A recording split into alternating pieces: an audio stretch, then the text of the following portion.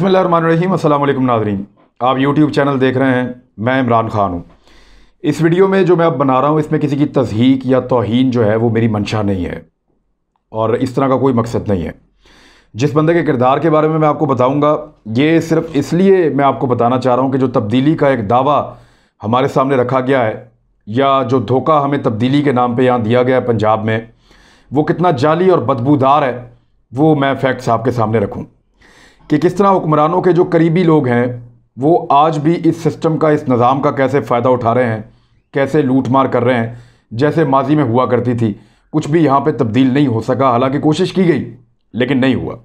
अगर किसी की दिलादारी हो इस वीडियो में तो मैं पेशगी उनसे मादरत करता हूँ, लेकिन ये फैक्ट्स मैंने आप तक पहुँचाने थे और मुझे ये सारे फैक्ट्स आपको बताने हैं। डीजी खान के कबायली इलाकों में एक इलाका है जिसका नाम है खरड़ बुज़दार। इस इलाके का नाम आप याद रखिएगा इस वीलॉग में। वहाँ का रहने वाला एक आदमी है, एक गरीब बिल्कुल मस्कीन सा बंदा, तूर बुज़दार खान उर्फ तूरू बुज़दार। ये बंदा जो है पहले कंडक्टर हुआ करता था, एक बस चलती थी डीजी खान से लेकर खरड़ बुज़दार तक, ये जो गाड़ी चलती थी इसका ये कंडक्टर हुआ करता था, बड़ा लंबा अरसा ये रहा। उसके बाद ये वैक्सीनेटर के तौर पे भर्ती हो गया महकमा लाइफ स्टॉक में और ये मजदूरी भी करता रहा, क्योंकि वहाँ पे जो वैक्सीनेटर नॉर्मली होते हैं वो तनख्वाह लेते हैं घर बैठ के, काम कोई और कर रहे होते हैं। तो इस बीच में ये मेहनत मजदूरी करता रहा, इवन चौकीदारी का काम भी ये आदमी करता रहा। ये एक ऐसा गरीब आदमी है। लेकिन फिर इसके ताल्लुकात बने सरदार उस्मान बुज़दार से, उस दौर में जब उस्मान बुज़दार पहली मरतबा ट्राइबल एरिया के तहसील नाजिम बने। उस वक्त लोग ये बताते हैं, और जो वहाँ के डीजी खान के जानने वाले हैं, सहाफ़ियों से आप पूछें या आप किसी भी वहाँ पे जो जानने वाला आदमी है, शऊर रखने वाला आदमी, उससे आप पूछें तो आपको बताएगा कि ये वो आदमी था जो उस्मान बुज़दार साहब के तहसील निज़ामत के दफ्तर में बग़ैर किसी रोक टोक के और इजाज़त के जब मर्ज़ी आता जाता था और इसको हर तरह की इजाज़त मैसर थी। और ये उस दौर में काम करता था, मुख्तलिफ लोगों के काम पकड़ के लाता था, होशियार आदमी था। उस्मान बुज़दार साहब से काम करवाता था, खुद भी कमाता था, साहब को भी कमा कर देता था। तो इस तरह इसके ताल्लुकात बढ़ते रहे। इसने क्या क्या दाव लगाए और क्या क्या काम किए मैं आपको बता देता हूँ कि सन 2000 में उस्मान बुज़दार साहब ट्राइबल एरिया के तहसील नाजिम बने और 2 मरतबा ये वहाँ पे तहसील नाजिम रहे हैं। इस दौरान अरबों रुपए के फ़ंड आए और वो सारे के सारे खुर्द-बुर्द हो गए। उनकी तफसीलात मैं अभी आपके सामने रख देता हूँ। इसमें 3 बड़े काम जो हैं उनके ऊपर इनके पास पैसे आए थे, जिसमें एशियन डेवलपमेंट बैंक का एक बहुत बड़ा प्रोजेक्ट था जिसमें मिनी डैम्स या ये हैंड पंप्स लगाने का, या वहाँ पे जो डैम होता है वो ऐसे नहीं होता कि वो कोई डैम्स बन रहे हैं, वो मिट्टी इकट्ठी करते हैं, चारों तरफ बारिश का पानी बीच में जमा हो जाता है, एक जौहड़ सा बन जाता है जहाँ पे जानवर और इंसान सारे इकट्ठा पानी पीते हैं। वो हमने आपको पहले, आप मीडिया पे ये वीडियोस देख भी चुके हैं। तो वो चंद हज़ार में बन जाता है वो एक डैम, लेकिन उसके ये लाखों रुपए मालियत जाहिर करते थे और इन्होंने वहाँ पे अरबों रुपए खुर्द बुर्द किए। उस दौर में उस्मान बुज़दार साहब के लिए इन्होंने फ्रंट मैन का काम किया। पैसे तो बुज़दार साहब ने कमाए, लेकिन ये आदमी वहाँ पे भाग दौड़ करता था और बड़ा काम का आदमी था। ये आहिस्ता आहिस्ता बुज़दार साहब के मज़ीद करीब होता चला गया। कमीशन के एवज़ मुख्तलिफ काम लेकर ये जाता था और कमा कर देता था। डीजी खान के लोग इसको बड़ी अच्छी तरीके से जानते हैं, आप किसी से भी जाके वहाँ पूछ सकते हैं। अब ये जो इन्होंने अंधेर नगरी मचाई उस दौर में, ये चली शहबाज शरीफ साहब के आने तक। जब शहबाज शरीफ साहब वज़ीर आला पंजाब बने तो इनको फिक्र लाग हो गई, ये घबरा गए। इन्होंने कहा हमारा तो रिकॉर्ड ही बहुत ख़राब है, हमने यहाँ पे जो सोलर प्लेटें लगाई उसके अंदर 2 नंबरी की बहुत पैसा कमाया, जो यहाँ पे रास्ते निकाले उनके अंदर बहुत 2 नंबरी की बहुत पैसा कमाया, जो यहाँ पे मिनी डैम्स के नाम पे लूट मार की उसमें बहुत पैसा कमाया। तो ये वाहिद एक तहसील नाजिम का दफ्तर था जो उस्मान बुज़दार साहब का था। ये बात गौर से सुनिएगा और याद रखिएगा, उस्मान बुज़दार साहब का वाहिद तहसील निज़ामत का दफ्तर था जिसके रिकॉर्ड रूम में पूरे पंजाब में से एक दफ्तर था जिसमें आग लग गई थी। हफ्ते की रात को मुबैना तौर पे आग लगाई गई और सारा रिकॉर्ड जिसके अंदर बेईमानी थी, करप्शन थी, गबन था, उसको खाकस्तर कर दिया गया। हुआ ये कि उस्मान बुज़दार साहब के दौर में जो 10 साल में उन्होंने कारनामे किए, उन कारनामों का रिकॉर्ड इतना हौलनाक था और इतना खौफनाक था कि उसके अंदर करप्शन की ऐसी दास्तानें थी कि अगर शहबाज शरीफ साहब के हत्थे चढ़ती तो वो इनको ना छोड़ते। तो इन्होंने किया ये कि उस रिकॉर्ड को अपने निज़ामत आला में, यानी जब ये नाजिम थे वहाँ पे, तहसील नाजिम थे, उस दौर में इन्होंने रिकॉर्ड रूम में आग लगवा दी और तूरू बुज़दार वगैरह को, अपने फ्रंट मैन्स को और अपने आप को बचा लिया। तो ये वाहिद तहसील थी जिसके रिकॉर्ड रूम में आग लगा था। तो आप समझते हैं कि ये आग कैसे लग जाती है, अचानक तो नहीं लगती। LDA में, लाहौर में लगी थी, बाकी जगहों पे। पाकिस्तान तहरीक इंसाफ वाले तो बहुत अच्छी तरह समझते हैं। इमरान खान साहब खुद इस पर बात करते रहे कि आग ही लगा देते हैं ये लोग। तो ये उस्मान बुज़दार ने भी एक आग लगाई थी, आपको किसी को याद नहीं है या आपको शायद पता नहीं है। मैं आज आपको बता रहा हूँ कि उस्मान बुज़दार साहब के भी रिकॉर्ड रूम में आग लग चुकी है और वो रिकॉर्ड जिसमें करप्शन थी वो जल चुका। तहसील निज़ामत का दौर इनका ख़त्म हुआ, उस्मान बुज़दार साहब नून लीग में शामिल हो गए और फिर एक नया प्रोजेक्ट आया, शहबाज शरीफ साहब ने दिया, वो था ट्राइबल एरिया डेवलपमेंट प्रोजेक्ट। उसमें ताहिर खुर्शीद नामी ब्यूरोक्रेट, मैं पहले आपको बता चुका हूँ, उसने उस्मान बुज़दार साहब के साथ मिलकर एक नया रोमांस उनका शुरू हुआ और फिर एक नई कमाइयाँ शुरू हुई। अरबों रुपए यहाँ पे भी खुर्द बुर्द हो गए। अच्छा, इस अरसे में हुआ यह कि तूरू बुज़दार एक वैक्सीनेटर ही रहा, इस बीच में भी वैक्सीनेटर के तौर पर काम करता रहा। और इसका एक बेटा है, ये इसकी आप तस्वीर देखें, ये दुबई में मजदूरी करता था। फ़खर बुज़दार दुबई में मजदूरी करता था। ये जो बोतल इसके हाथ में, इस पर भी पेप्सी लिखा हुआ है, यानी ये वहाँ पे पेप्सी नहीं लिखते, बे से लिखते हैं। तो सबूत के तौर पे ये तस्वीर मुझे दिखानी पड़ रही है। ये वहाँ पे बोरियाँ उठाता था, ड्राइवरी करता था, मजदूरी करता था, फ़खर बुज़दार। अच्छा, जैसे ही उस्मान बुज़दार 2018 में वज़ीर आला बने तो इनके सुनहरी दौर का आगाज़ हो गया। ये बेटा दुबई से वापस आ गया। तूरू बुज़दार जो है वो पहुँच गए वज़ीर आला हाउस लाहौर और उन्होंने आके यहाँ पे एक दफ्तर जो है उस पर कब्ज़ा कर लिया और जहाँ से उन्होंने अपने एक नए करियर का आगाज़ किया। वैक्सीनेटर के तौर पे रिटायरमेंट ले ली और एक सेल्फ़ी इनकी बड़ी मकबूल हुई वहाँ पे डेरा गाजी खान में, जो इन्होंने उस्मान बुज़दार के साथ जब अनाउंसमेंट हुआ तो इन्होंने बनाई थी। इनका बेटा भी था, उसने भी एक बनाई थी। ये आप दोनों देख लें अपनी स्क्रीन के ऊपर, आपको हम बारी बारी ये दिखा देते हैं। तो इनके सुनहरी दौर का अब आगाज़ हो गया। ये वज़ीर आला हाउस लाहौर पे काबिज हो गया और बेटे और फ्रंट मैनों के ज़रिए से इसने ठेकेदारी का काम शुरू कर दिया और ठेके लेना शुरू कर दिए पूरे जनूबी पंजाब के अंदर, ख़ास तौर पे DG खान और ट्राइबल एरियाज़ में। और अच्छे खासे जो ब्यूरोक्रेट हैं वो भी अपनी ट्रांसफ़र के लिए तूरू बुज़दार के पास आना शुरू हो गए और उसको कहना शुरू हो गए, जनाब आप हमें ट्रांसफ़र करवा दें, पोस्टिंग करवा दें, तैनाती करवा दें। तो इनके बहुत पैसे वसूल किए जाते हैं और ये आपको बहुत सारे सहाफ़ी ये खबरें दे भी चुके हैं। इवन जो पाकिस्तान तहरीक इंसाफ के आजकल एक फेवरेट जर्नलिस्ट हैं ARY में, उनका नाम है चौधरी गुलाम हुसैन, वो भी बता चुके हैं कि 3 करोड़ रुपया देके कौन बंदा कैसे कहाँ लगा। तो इस तरह ये करोड़ों लाखों रुपया लेकर लोग जो है वो अपनी तैनातियाँ कराने लगे और तूरू बुज़दार बदस्तूर उस्मान बुज़दार साहब के फ्रंट मैन के तौर पर मुबैना तौर पर काम कर रहा है। अब इसकी निशानदेही तो हो चुकी है, अब इसकी ताकत का अंदाज़ा आप यहाँ से कर सकते हैं। मैं आपको एक वाक़या सुनाता हूँ। इसका एक कज़न है, वो डेरा गाजी खान में पटवारी है, उसका नाम है बाज़ मोहम्मद पटवारी था। उसको खिलाफ कानून जो है वो तहसीलदार बना दिया गया। खिलाफ कानून पटवारी है, दिल किया साहब का, खिलाफ कानून उसको जो है वो तहसीलदार बना दिया गया। उसने अंधेर नगरी मचा दी। उसके खिलाफ कई दरखास्तें चली गई एंटी करप्शन में। एंटी करप्शन ने एक दरखास्त के ऊपर कार्रवाई की और अहमद अली बुखारी नामी एक ऑफिसर थे, असिस्टेंट डायरेक्टर एंटी करप्शन, ये DG खान में थे। इन्होंने छापा मार के इस बंदे को, बाज़ मोहम्मद खान को, रंगे हाथों पकड़ लिया। उसको छुड़ाने के लिए तूरू बुज़दार का फ़ोन आया। तूरू बुज़दार ने जो है वो इस ऑफिसर ने अपनी वीडियो भी रिकॉर्ड करवाई थी। इस ऑफिसर को तूरू बुज़दार ने धमकाया, डराया, लेकिन उसने कहा जी मैं कानूनी कार्रवाई करूंगा।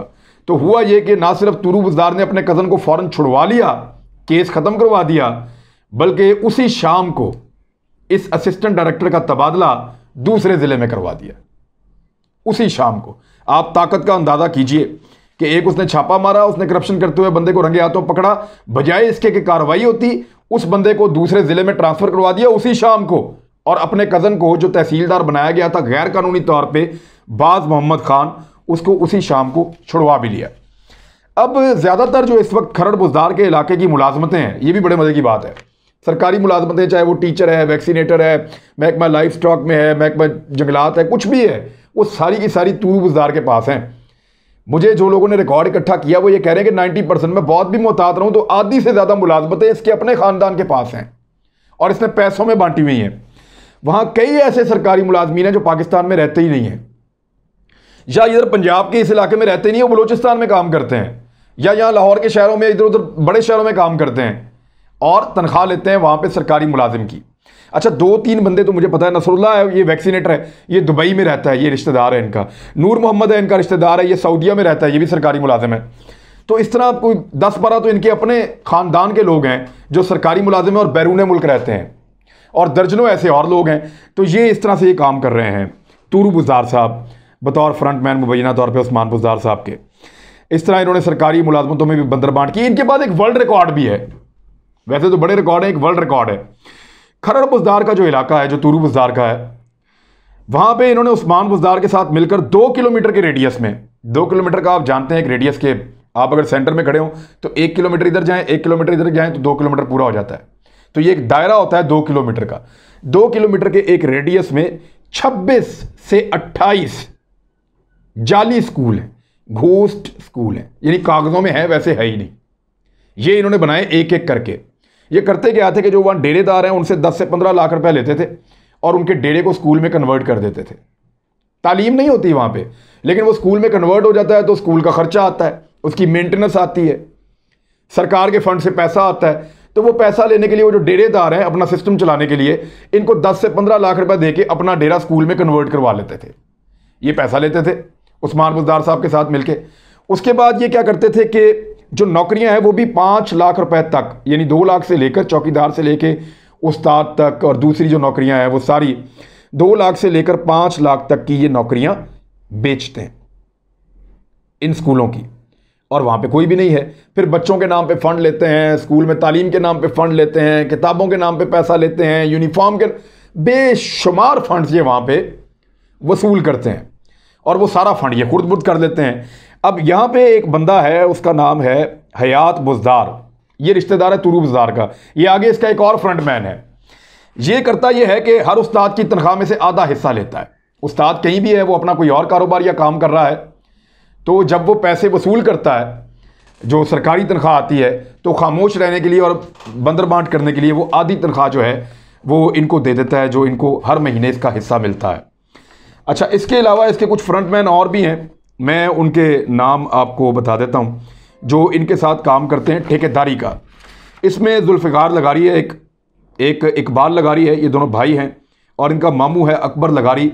ये सारे के सारे जो हैं ये रिश्तेदार हैं तूरू बुज़दार के, और वो आगे इनके साथ मिलके ये सारा काम कर रहा है, इनके नामों पे ठेके लेता है। उसका बेटा भी आजकल यही काम कर रहा है। आपने कोई ठेका लेना है, पंजाब में कोई ट्रांसफ़र पोस्टिंग करनी है, आप पैसों का बंदोबस्त करें और जाएँ, जाके तूरू बुज़दार से मिलें, आपका काम हो जाएगा। मोहसिन कुरेजा उस्मान बुज़दार साहब के बिल्कुल साथ वाले घर में रहता है। ये दीवार है, ये उस्मान बुज़दार साहब का घर है, ये मोहसिन कुरेजा का घर है। उसने भी ठेका ले लिया है लगभग 25 करोड़ रुपए से ज़ायद का, और जो वो काम कर रहा है वो काम वहाँ पे सहाफ़ी कह रहे हैं कि बिल्कुल 2 टके का काम है। किसी किस्म का जो सरकारी काम है उसके अंदर मेयार को नहीं देखा जा रहा, लेकिन क्योंकि वज़ीर आला के साथ वाले घर में रहता है तो ये इस तरह उसको भी फ्रंट मैन के तौर पर नवाजा गया है। ये सारी चीज़ें थी जो मैंने आपको बताई। अब मैं आपको बताता हूँ कि अगर इस बंदे को पकड़ा जाए तो कैसे पकड़ा जाए और इदारे क्या कर सकते हैं। थोड़े दिन पहले इसने 2 कोठियाँ मज़ीद ली हैं रुकनाबाद के इलाके में अपने फ्रंटमैनों के नाम पे। ये रिश्तेदारों के नाम पे या फ्रंटमैनों के नाम पे प्रॉपर्टीज़ लेता है। मैं आसान तरीका बता देता हूँ, 2-3 आसान तरीके बताता हूँ। एंटी करप्शन वालों को, नैब वालों को अगर चाहें, या हुकूमत को अगर वो चाहें इसकी करप्शन पकड़ना तो पकड़ सकते हैं। उस्मान बुज़दार ने तो नहीं पकड़नी। अच्छा, 2018 में इसने जब सहाफ़ी इसके पीछे पड़े तो इसने क्या किया, इसने खबरें अखबार की जो है वो ले ली नुमाइंदगी, ताकि सहाफ़ी मुझे कुछ ना कहें, लोकल सहाफ़ी बाज आ जाएं। तो ये अब सहाफ़ी के बेस में फिरता है। बाबर डोगर लाहौर के एक सहाफ़ी हैं, उनको ये आकर मिला, उन्होंने इसके खिलाफ खबर दी तो उनको कहता जी आप हुक्म करें क्या करना है। तो बाबर डोगर साहब ने कहा कि यार अगर ये वाला ब्यूरोक्रेट इधर होता, ये इधर होता, ये इधर होता, क्योंकि वो ब्यूरोक्रेसी को बहुत जानते हैं, तो आपका निज़ाम ज़्यादा बेहतर चलता। तो 4-5 दिन में वो सारे ब्यूरोक्रेट वहाँ लग गए थे जाके। तो वो बाबर डोगर साहब ने मुझे खुद ये बात बताई कि मैं हैरान हो गया कि ये इतना ताकतवर आदमी है, देखने में मस्कीन जैसा लगता है। सारे ब्यूरोक्रेट इसने वहाँ लगा दिए जहाँ मैं कह रहा था। तो फिर मुझे कहता है मैं आपको वज़ीर आला पंजाब से मिलवाता हूँ। तो ले जाके इस तूरू बुज़दार ने बाबर डोगर साहब को वज़ीर आला पंजाब के सामने बैठा दिया और उनसे मुलाकात करवाई 1-on-1। तो ये है इस बंदे की ताकत। अब रुकनाबाद में चंद दिन पहले 2 और कोठियाँ इसने बहुत महंगी खरीदी हैं, करोड़ों रुपए की, और ये फ्रंटमैन्स के नाम पे लिए। 3 तरीके बताता हूँ जिससे ये पकड़ा जाएगा। नंबर 1, आप डीजी खान के प्रॉपर्टी डीलर्स से जाके पूछें, पकड़ें उनको पूछें कि इनको कौन कौन सी प्रॉपर्टीज़ लेके दी हैं, सारा पोल खुल जाएगा। वो आपको बताएंगे। और इन्होंने दर्जनों प्रॉपर्टीज़ पिछले चंद महीनों में इन्होंने ली हैं, और बहुत हैवी और बहुत बड़ी ली हैं, फ्रंट मैनों के ज़रिए से, अपने रिश्तेदारों के ज़रिए से। तो वो जो प्रॉपर्टीज़ इन्होंने अपने नाम करवाई हैं वो आप पता करवा सकते हैं प्रॉपर्टी डीलर्स के ज़रिए से। अरबों रुपए का आपको मामला सामने आ जाएगा। दूसरा तरीका, आप डीजी खान में पिछले 2 साल में होने वाले तमाम बड़े सौदों का रिकॉर्ड निकाल लें, तमाम बड़ी प्रॉपर्टीज जो ट्रांसफर हुई उनका आप रिकॉर्ड निकाल लें। वो खुरा जाके इनके घर पे ही निकलेगा, आप चेक कर लें। आप देखें, अगर किसी एक गरीब जैसा आदमी है, मस्कीन जैसा आदमी है, उसके पास घर में खाने के लिए नहीं है और उसके नाम पे 5 से 10 करोड़ की प्रॉपर्टी है, तो आपको पता चल जाएगा ये किसकी है। वो खुद आपको बताएगा जब आप पकड़ेंगे। तो ये पापड़ वालों वाला काम हो रहा है। ये वही काम हो रहा है कि पापड़ वाला, रेडी वाला, जिस तरह उनसे निकलते थे इसी तरह इनसे भी निकल रहे हैं। तो आपको सिर्फ पकड़ने पड़ेंगे, इन बंदों को देखना पड़ेगा। या तो आप बड़े बड़े सौदे देख लें या प्रॉपर्टी डीलर्स को पकड़ लें। और तीसरा, आप डीजी खान के जो ईमानदार सहाफ़ी हैं उनके पास जाएं, उनको बुलवाएं, उनसे पूछें। वो आपको बताएंगे ऑफ द रिकॉर्ड सारी कहानी कि इन्होंने कहाँ कहाँ पे, कैसे कैसे, कितना कितना माल बनाया है। तूरू बाजार के ऊपर तो मैं 10 कहानियाँ कर सकता हूँ, इतनी मेरे पास डिटेल इन्फॉर्मेशन। ये सारे सफ़े उससे रिलेटेड जो मैंने लिखे हैं, ये 3, 4, 5, 6, 7, 8 और ये दोनों तरफ मैंने लिखा हुआ है। तो इतनी कहानियाँ हैं इसकी, मैं चीदा मैंने आपको बताई हैं। तो ये सिलसिला रुका नहीं है, तब्दीली नहीं आई। तब्दीली के नाम के ऊपर हमें बेवकूफ़ बनाया गया है। वही बदबूदार निज़ाम चल रहा है जो शहबाज शरीफ साहब के दौर में चल रहा था, उससे मिलता जुलता निज़ाम उस्मान बुज़दार चला रहे हैं। तो इमरान खान साहब को आंखें खोलनी चाहिए, देखना चाहिए कि उनके नाक के नीचे एक आदमी जिसको आप समझते थे कि उसने एक महरूम इलाके से आया है, उसने जानबूझकर ये महरूमी वहाँ फैलाई रखी है। अरबों रुपए आया उसने वहाँ पे नहीं लगाया, इतने प्रोजेक्ट आए उसने वहाँ पे कोई काम नहीं किया। 10 साल तक तहसील नाज़िम रहा, कुछ नहीं किया, और अब भी वो वहाँ पे कुछ नहीं करेगा, पैसा खाएगा वहाँ पे जो वो लगातार खा रहा है। तो ऐसा ना हो जाए कि उस्मान बुज़दार के नाम के ऊपर जनूबी पंजाब की महरूमी दूर करते करते पूरा पंजाब ही महरूम हो जाए। अब तक के लिए इतना ही। अपना भी ख्याल रखिएगा, हमारे चैनल का भी। अल्लाह हाफ़िज़।